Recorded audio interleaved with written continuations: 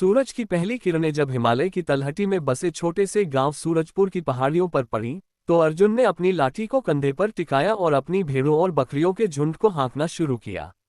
अर्जुन, एक 20 साल का नौजवान गढ़िया, सूरजपुर का जाना माना चेहरा था।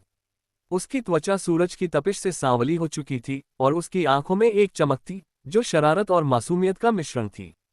उसका झुंड, जिसमें 50 भेड़ें और 30 बकरियां थीं, घास के मैदानों की ओर बढ़ रहा था। गांव के बाहर, जहां हरी भरी वादियां और बरगद के पेड़ों की छांव थी, वहां अर्जुन अपनी गायन कला का प्रदर्शन करता। उसकी बांसुरी की मधुर धुन हवा में तैरती और भेड़ें बकरियां उसकी आवाज के पीछे पीछे चलती। सूरजपुर एक शांत गांव था जहां लोग खेती और पशुपालन से जीविका चलाते थे। गांव के बीच में एक प्राचीन शिव मंदिर था जहां सुबह शाम घंटियों की आवाज गूंजती। अर्जुन का घर गांव के छोर पर था, एक छोटा सा मिट्टी का मकान जहां वह अपनी विधवा मां और छोटी बहन राधा के साथ रहता था। उसका बाप बचपन में ही चल बसा था और अर्जुन ने कम उम्र में ही परिवार की जिम्मेदारी उठा ली थी। हर सुबह वह अपने झुंड को लेकर पहाड़ी रास्तों से होकर चरागाह की ओर जाता। रास्ते में वह गांव के बच्चों को चिढ़ाता, बूढ़ों से मजाक करता और कभी कभी झूठी कहानियां सुनाकर सबका ध्यान अपनी ओर खींचता। अरे सुनो, कल रात मैंने जंगल में एक भूत देखा, अर्जुन ने एक दिन गांव के चौपाल पर बैठे लोगों से कहा। उसकी बात सुनकर बच्चे डर गए और बूढ़े हंसते हुए बोले, अर्जुन तू फिर शुरू हो गया। झूठ बोलने की आदत छोड़ दे। लेकिन अर्जुन को ये सब मजेदार लगता। उसे लोगों की प्रतिक्रियाएं देखकर मजा आता था। उसने कई बार गांव वालों को जंगल में शेर होने की झूठी कहानी सुनाई। सचमुच मैंने शेर की दहाड़ सुनी। वह मेरी भेड़ों के पीछे था। वह चिल्लाता और गांव वाले दौड़ पड़ते, लेकिन हर बार उन्हें सिर्फ अर्जुन की हंसी मिलती। पहले दिन अर्जुन अपने झुंड को लेकर चरागाह पहुंचा। वहां उसने अपनी भेड़ों और बकरियों को खुला छोड़ दिया और पास की नदी के किनारे बैठकर बांसुरी बजाने लगा। नदी का पानी ठंडा और साफ था और उसमें पहाड़ों का प्रतिबिंब दिखता। भेड़ें घास चर रही थीं और बकरियां इधर उधर कूद रही थीं। अर्जुन ने सोचा, आज फिर कुछ मजा किया जाए।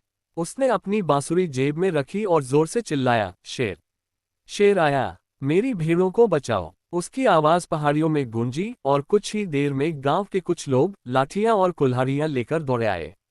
कहाँ है शेर, अर्जुन? रामू काका, गांव के सबसे बुजुर्ग व्यक्ति, ने हाँफते हुए पूछा। अरे काका, वो तो भाग गया, अर्जुन ने हंसते हुए कहा। तू फिर झूठ बोल रहा है।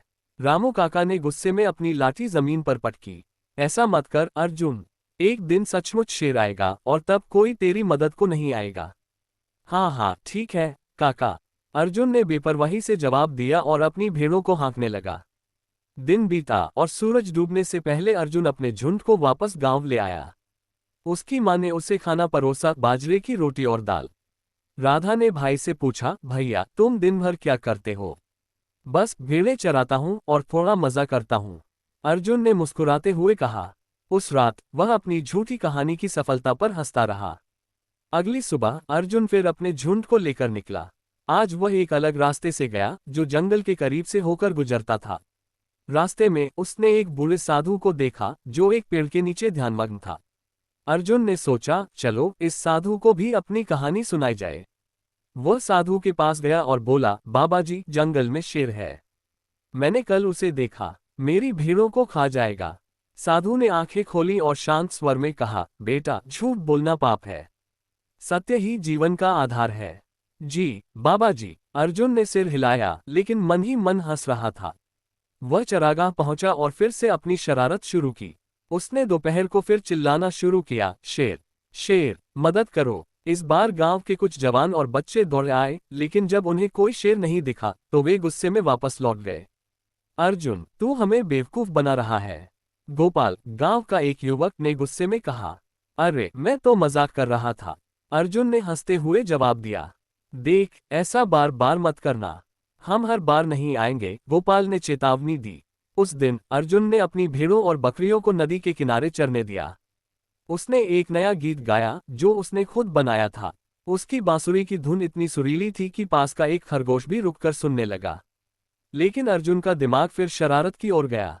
उसने सोचा, कल फिर से गांव वालों को बुलाऊंगा, देखते हैं कितनी बार आते हैं। रात को जब वह घर लौटा, उसकी मां ने उसे डांटा। अर्जुन, गांव वाले कह रहे थे कि तू झूठ बोल रहा है। ऐसा मत कर बेटा, लोग तुझ पर भरोसा करना छोड़ देंगे। माँ, मैं तो बस मजे ले रहा हूँ, अर्जुन ने हल्के से जवाब दिया। उस रात वह अपने अगले मजाक की योजना बनाने लगा। तीसरे दिन सूरजपुर में हल्की बारिश हुई। अर्जुन ने अपनी पुरानी चादर ओढ़ी और अपने झुंड को लेकर निकला। आज उसने जंगल के और गहरे हिस्से की ओर जाने का फैसला किया। वहां घास अधिक हरी थी और भेड़ों को चरने में मजा आएगा। रास्ते में उसने फिर से अपनी शरारत दोहराई। शेर, शेर, वह जोर जोर से चिल्लाया। इस बार सिर्फ 2-3 बच्चे दौड़े आए और जब उन्हें कुछ नहीं मिला तो वे गुस्से में चले गए। अब कोई नहीं आएगा अर्जुन, एक बच्चे ने कहा। हाँ हाँ, देखते हैं, अर्जुन ने हंसते हुए जवाब दिया। दोपहर ढल रही थी, सूरज बादलों के पीछे छिपा था और जंगल में एक अजीब सी खामोशी थी। अर्जुन अपनी बांसुरी बजा रहा था जब अचानक उसने एक गहरी डरावनी दहाड़ सुनी। उसका दिल जोर से धड़का। उसने इधर उधर देखा और तभी जंगल की झाड़ियों में से एक विशाल शेर बाहर निकला। उसकी आंखें आग की तरह चमक रही थीं और उसके दांत धारदार चाकू की तरह दिख रहे थे। अर्जुन डर के मारे कांपने लगा। उसने अपनी लाठी उठाए और चिल्लाया, शेर, शेर, सचमुच का शेर, मदद करो। उसकी आवाज जंगल में गूंजी लेकिन कोई जवाब नहीं आया।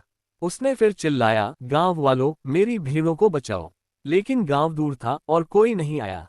शेर धीरे धीरे अर्जुन की ओर बढ़ा। भेड़ें और बकरियां डर के मारे इधर उधर भागने लगीं। अर्जुन ने अपनी लाठी से शेर को डराने की कोशिश की लेकिन शेर पर कोई असर नहीं हुआ। उसने सोचा, यह मेरी सजा है। मैंने बार बार झूठ बोला और अब जब सचमुच खतरा है, कोई मेरी मदद को नहीं आया। अचानक उसे साधु की बात याद आई, सत्य ही जीवन का आधार है। उसने हिम्मत जुटाई और अपनी बांसुरी निकाली। उसने जोर जोर से बांसुरी बजानी शुरू की जिससे शेर एक पल के लिए रुक गया। अर्जुन ने मौका देखकर एक पत्थर उठाया और शेर की ओर फेंका। शेर दहाड़ा लेकिन पत्थर से डरकर पीछे हट गया। अर्जुन ने अपनी भेड़ों और बकरियों को हाँकते हुए जंगल से बाहर की ओर दौड़ना शुरू किया। कई घंटों की मेहनत के बाद वह अपने झुंड को लेकर गांव वापस पहुंचा। उसकी सांस फूल रही थी और उसका चेहरा डर से सफेद पड़ गया था। गांव वालों ने उसे देखा और पूछा, क्या हुआ अर्जुन? अर्जुन ने रोते हुए सारी बात बताई। मैंने पहले झूठ बोला लेकिन आज सचमुच एक शेर आया था। मेरी गलती की वजह से कोई मेरी मदद को नहीं आया। रामू काका ने उसका कंधा थपथपाया और कहा, बेटा, ये तुझे सबक है। झूठ बोलने से भरोसा टूटता है और जब भरोसा टूटता है तो मुसीबत में कोई साथ नहीं देता। उस दिन के बाद अर्जुन ने कभी झूठ नहीं बोला। वह एक ईमानदार गढ़िया बन गया और गांव वालों ने फिर से उस पर भरोसा करना शुरू कर दिया। शेर की कहानी गांव में एक सबक बन गई जो बच्चों को सत्य बोलने की सीख देती थी।